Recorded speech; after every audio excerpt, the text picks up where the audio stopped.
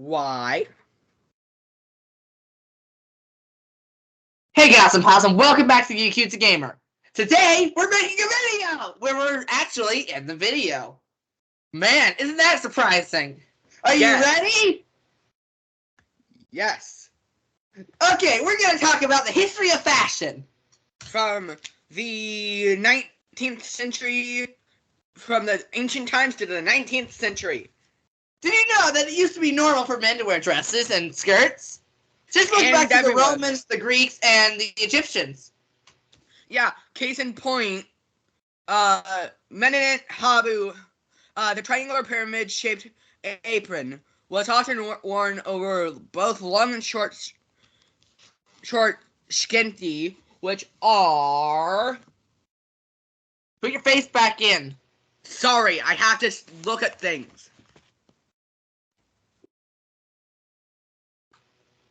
But fashion is very intriguing.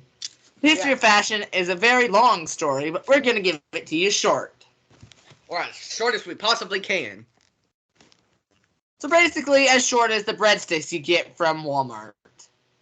Or as short as baguettes. That's pretty long, though.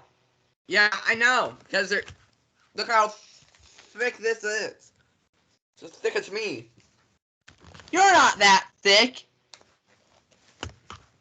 In both ways I am.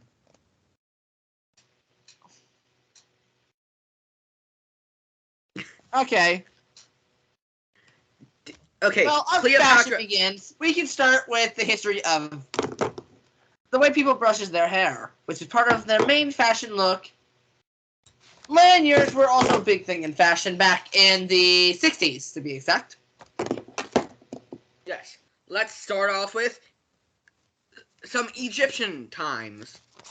The Egyptians dressed very interestingly. They would wear like a skirt around to cover up their bottom half. And then they would be bare chest. Yes. And they wore a lot of wigs. Except for the women. They would wear a skirt that covers all of them. Yes. And they wore a lot of wigs. Even men. Yes, they did wear a lot of wigs. They also wore a lot of makeup. Yes. Used with carmine, which is crushed bugs. Yes. Men and women both wore makeup. Men wore a lot of eyeliner around that time. Yes. Case in point, Ptolemy II. Also, jewelry was a big thing. Yes.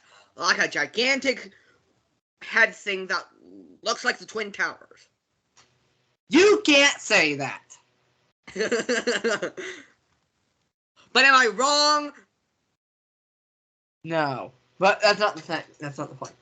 They would wear, like, jewelry. Crowns, for instance. And then they'd be buried with their jewelry. Their belongings were their jewelry. They were mostly everything they had. Yeah. Let's move on to the Greeks. Okay. What about the Greeks? What about in Assyria? They would wear togas! Yes, togas. Everybody's favorite religious thing. Basically a dress. Yes, basically a dress. And it's probably very comfortable. And women both wear togas. Yes. They look very comfortable. Special occasions, though, that men and women would wear a little bit, well, something a little more business-like. Yes. There weren't really suits at the time. Yeah. And same with Greek armor. They either had, like, puff balls, a gigantic mohawk. They would have afros, not afros. They would have mohawks on top of the suits of armor. Yes.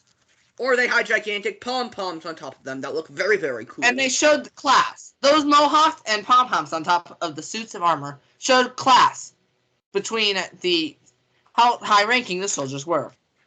Yes, exactly. And then with Roman armor... Let's move on to a little bit further in time. Let's go to the 1940s. These years were a tough time because of the Great Depression and World War II. So clothing became a little more complicated, but that's when you would start seeing a lot more business essentials, like ties. So, Yes, the dress burger shirt. tie. I'm putting that over there now.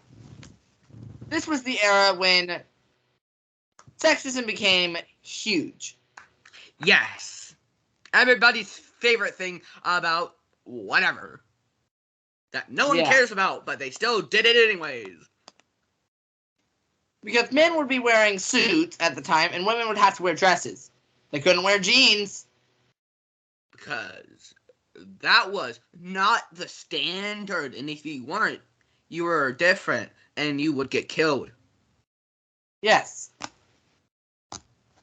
Anyone who didn't go by the regulations, which not everyone goes by all the rules of the Bible anyways, because you're not supposed to wear certain kinds of clothing and makeup Blah, blah, and blah, blah, anything blah. like that. Or have piercings. Case But in did they point, have those? Yes. Just look at us. yes. We have piercings. Have we been killed? No. Not yet. Don't ever say that. We're not planning on going to Africa.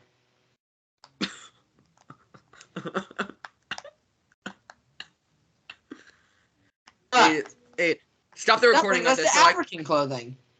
They would also wear basically robes. And in Ireland, skirts were also popular there. They were called kilts. Men wear skirts on all places, basically, and dresses. All throughout history. Yes, and in Africa, some of the women had bands around their necks and elongated their necks, and each one was a significant year in their life. I do not know how I know that. I watch a lot of YouTube. But thank you, Susan Wazowski. You have fashionistas, though. These are people who think they can dress really well. Not always the case, but usually is. You know an outfit's good when you look at it. Yes.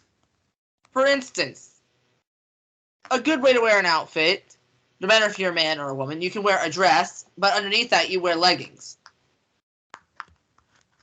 Or anything comfortable. Or netting. Preferably netting, and then thigh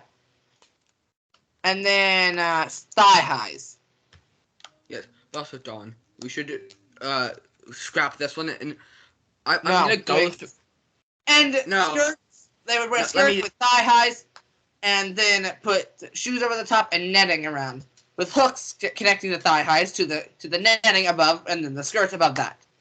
That is one of our most biggest. That is one of the most biggest outfits used today by a lot of people, men and women alike. Clothing no longer has a gender.